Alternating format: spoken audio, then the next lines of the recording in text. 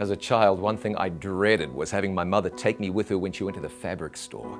It seemed like she spent decades in there, and there wasn't a lot to interest a 4 or 5-year-old kid. But one thing I did find was something called the remnant table.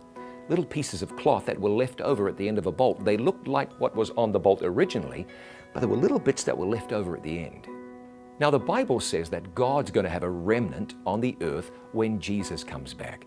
Interestingly, the last book of the Bible says that the devil is going to war against this remnant. Doesn't like it because it belongs to God and it's special to God. You know, God is in the process of preparing a group of people who'll be ready to meet Jesus when Jesus comes back to this earth. A group of people that is so given over to Jesus that it's like He is just living His life in them. They'll be ready at the second coming. God calls them His remnant. You know, if God has a remnant, then I feel like I want to be part of that remnant, and I hope you do too. A group of people who haven't said, I'm better than anybody else, but they've said God's plan is a good plan. And if God's got a future for me that lasts for eternity, then I want to be part of that future.